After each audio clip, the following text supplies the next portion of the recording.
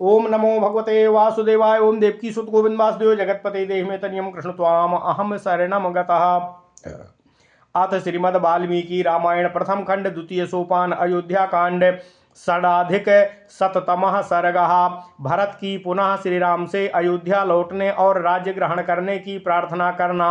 ओम नमः शिवाय, ओम नमः शिवाय, ओम नमः शिवाय। ओम नमो भगवते वासुदेवाय। ओम देवकी सुत गोविंद वासुदेव जगतपति देहि में तनियम कृष्ण त्वाम अहम शरणम गतः।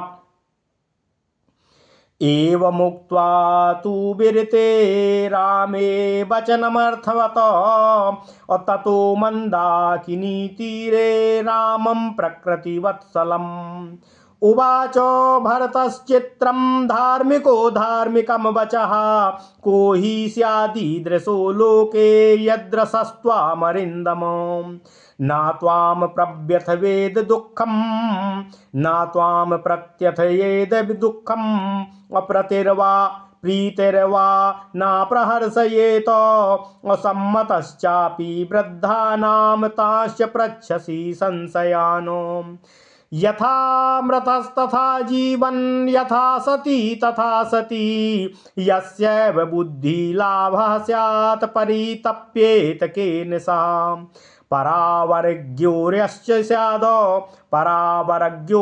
स्याद यथा त्वं मनुजाधिपः सा एव व्यसनं प्राप्य नाभिसीदितुमर्हसि अमरोपं सत्त्वस्त्वं महात्मा सत्यसङ्गरः सर्वज्ञः सर्वदर्शी च बुद्धिमांश्चापि राघवो।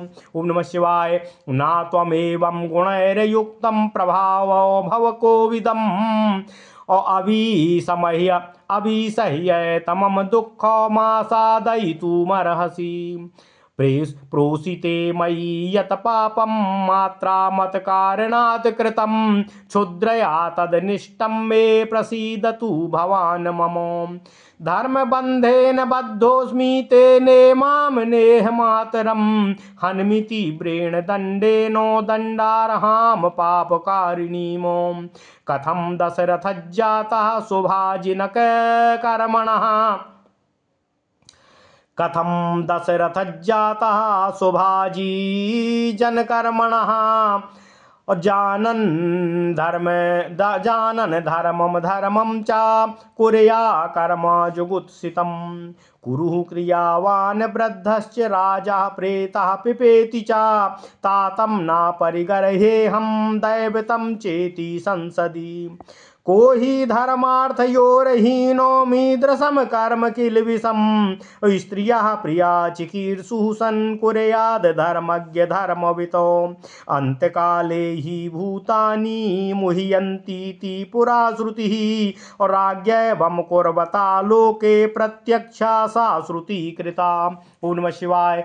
साध्वर्थमभिसन्धाय क्रोधान् मोहाच्च साहसात् तातश्च यदतिक्रान्तं प्रत्याहरतु तद्भवानो पितुर्हि समतिक्रान्तं पुत्रो यः साधु मन्यते तदपत्यं मतं लोके विपरीतो मतोऽन्यथा तदपत्यं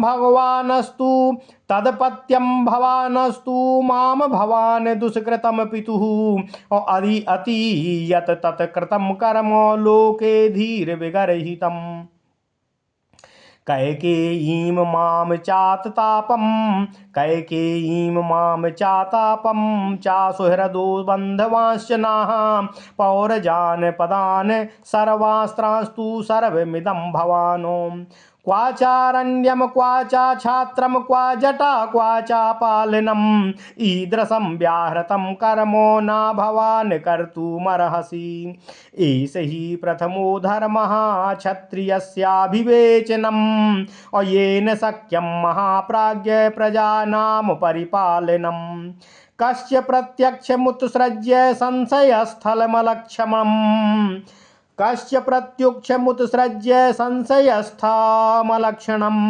आयतिस्थं चरेद धर्मं क्षत्रबन्धुर्निश्चितम्। ओम नमः शिवाय, ओम नमः शिवाय, ओम नमः शिवाय। अथ क्लेशोऽजमेव त्वं धर्मं चतुरितुमिच्छसि धर्मेण चतुरो वर्णान् पालयन् क्लेशमाप्नुहि चतुर्नामाश्रमाणां हि गार्हस्थ्यं श्रेष्ठमुत्तमम् अहुर्धर्मज्ञ धर्मज्ञास्तं कथं त्यक्तुमिच्छसि श्रुतेन बालः स्थानेन जन्मना भवतो ह्यहं सा कथं पालयिष्यामि भूमिं भवति तिष्ठति हीनबुद्धिगुणो बालो हीनस्थानेन चाप्यहम् अभवता चा विना भूतो नावर्तयितुमुत्सहे इदं निखिलोमप्यग्रयं राज्यं पित्र्यं कंटकम् अनुसाधि स्वधर्मेण धर्मज्ञ सह बान्धवः इहैव त्वाभिषिञ्चन्तु सर्वा प्रकृतया सह ऋत्वजः सवशिष्ठाश्च मन्त्रविन्मन्त्रकोविदाः अभिषिक्तस्त्वमस्माभिरयोध्यां पालने व्रजः अभिजित्य तरसा लोकान् मरुद्भिरिव वासवः ऋणानि त्रीण्यपाकुर्न दूरहृदय साधु निर्दहन् ऋणानि त्रीण्यपाकुर्न सुरहृदः साधु निर्दहन सुहृदस्तार्पयन् कामैस्त्वमवेत्रानुसाधी माम्। ओम नमः शिवाय। आचार्याः मुदिता सन्तु सुहृदस्तेभिषेचने अद्य भीताः पलायन्तु दुष्प्रदास्ते दिशो दशः आक्रोशं मम मातुश्च मुत्सृज्य पुरुषर्षभा अद्य तत्र भवन्तं च पितरं रक्ष किल विशातो शिरसा त्वाभियाचेऽहं कुरुष्व करुणां मयि बन्धवेषु च सर्वेषु भूतेषु महेश्वरः अथवा पृष्ठता कृत्वा वनमेव भवानितः गमिष्यामि भवता सार्धमप्यहम्। ओम नमः शिवाय।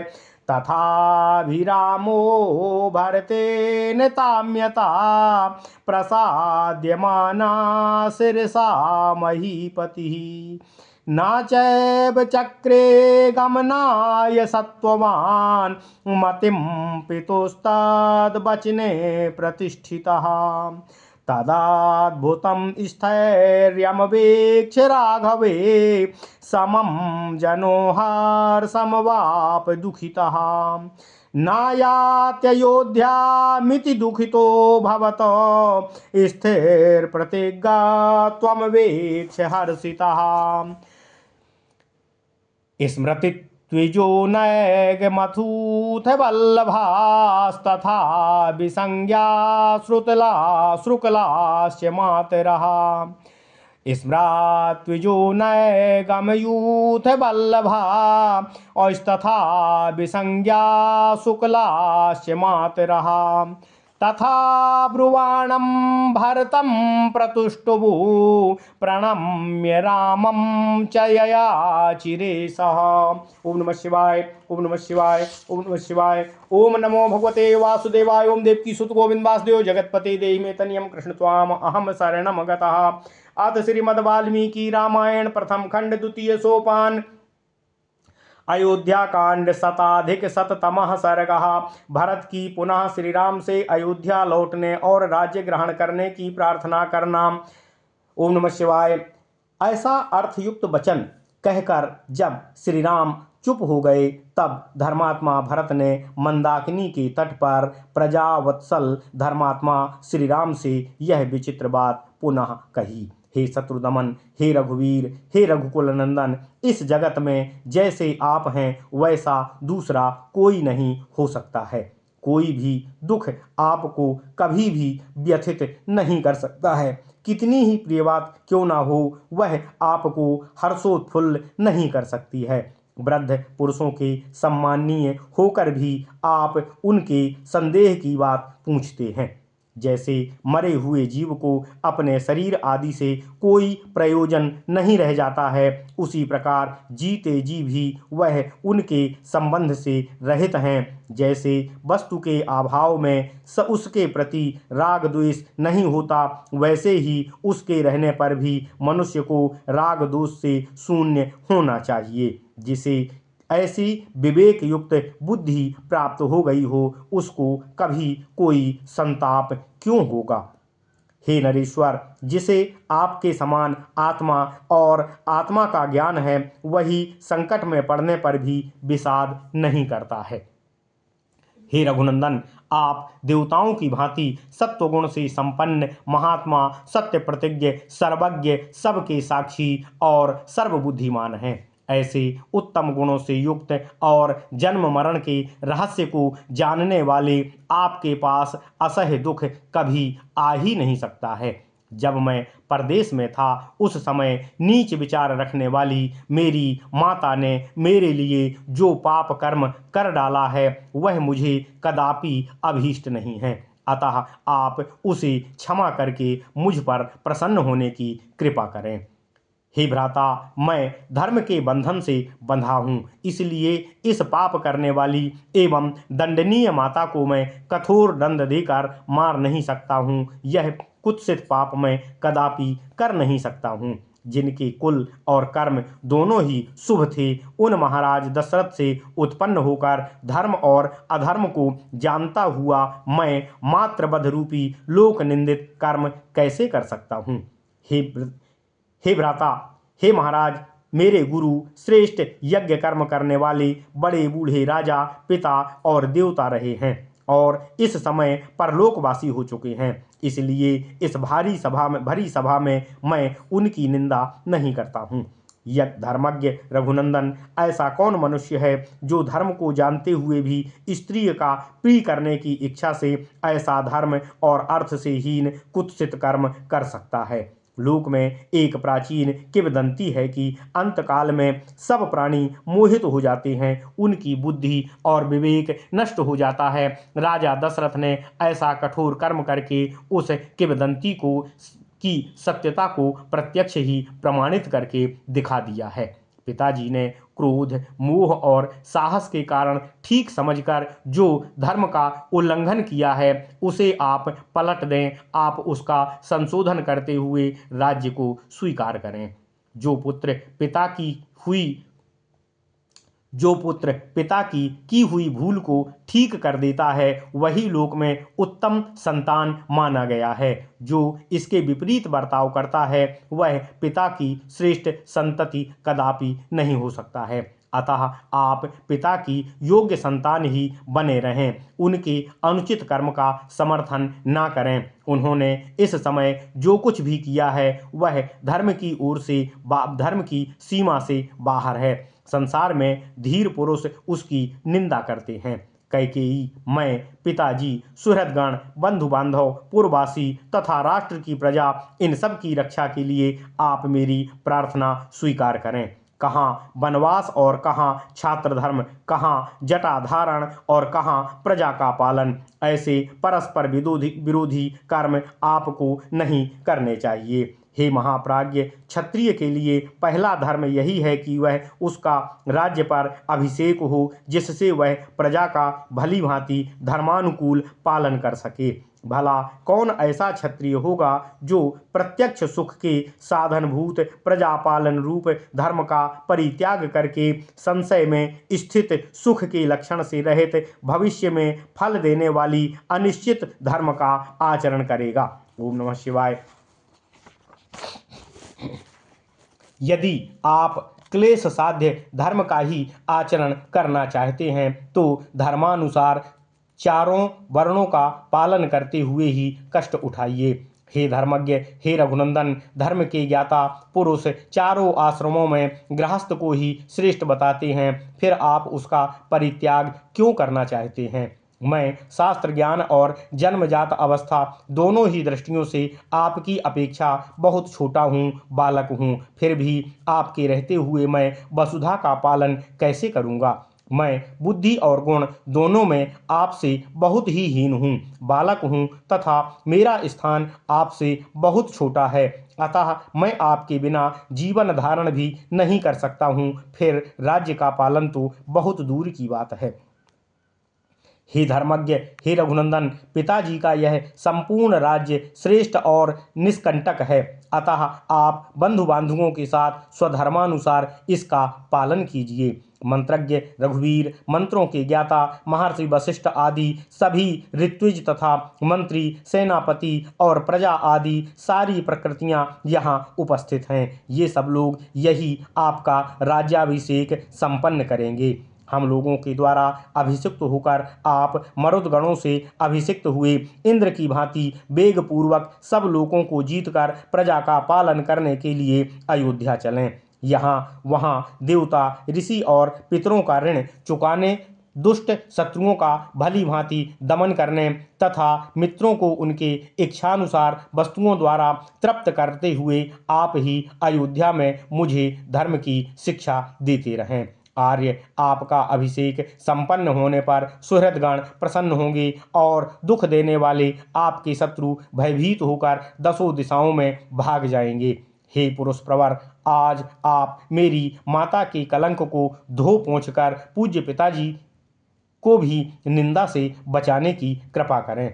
हे भ्राता, मैं आपके चरणों में माथा टेक कर आपसे याचना करता हूँ, आप मुझ पर दया कीजिए। जैसे महादेव जी सब प्राणियों पर अनुग्रह करते हैं, उसी प्रकार आप भी अपने बंधु बांधवों पर कृपा कीजिए। अथवा यदि आप मेरी प्रार्थना को ठुकरा कर यहाँ से वन को ही जाएंगे तो भी मैं आपके साथ ही वन में निवास करने हेतु आपके साथ प्रस्थान करूँगा। ग्लानि में पड़े हुए भरत ने मनोभिराम राजा श्री राम को उनके चरणों में माथा टेक कर प्रसन्न करने की चेष्टा की, तथापि उन सत्वगुण संपन्न रघुनाथ जी ने पिता की आज्ञा में ही दृढ़तापूर्वक स्थित रहकर अयोध्या जाने का विचार नहीं किया। श्री रामचंद्र जी की वह अद्भुत दृढ़ता देखकर सब लोग एक ही साथ दुखी हुए और हर्ष को भी प्राप्त हुए। वे अयोध्या नहीं जा रहे हैं, यह देखकर वे दुखी हुए और प्रतिज्ञा पालन में उनकी दृढ़ता देखकर उन सभी को बहुत ही हर्ष हुआ। उस समय ऋत्विज, पूर्वासी, भिन्न भिन्न समुदाय के नेता और माताएं अचेत सी होकर आंसू बहाती हुई पूर्वोक्त बातें कहने वाली भरत की भूरी भूरी प्रशंसा करने लगे और सबने उनके साथ ही योग्यता अनुसार श्री राम के सामने विनीत होकर उनसे अयोध्या लौट चलने की पुनः पुनः याचना की। ओम नमः शिवाय। इत्यर्थे श्रीमद् रामायणे वाल्मीकिये आदि काव्ये अयोध्या कांडे षडाधिक शततमः सर्गः। इस प्रकार श्री वाल्मीकि निर्मित आर्ष रामायण आदि काव्य के अयोध्या कांड में 106वां सर्ग एक में पूर्ण हुआ। ओम नमः शिवाय, ओम नमः शिवाय, ओम नमः शिवाय। ओम नमो भगवते वासुदेवाय। ओम देवकी सुत गोविंद वासुदेव जगतपते देहि में तनियम कृष्ण त्वाम अहम शरणम गतः।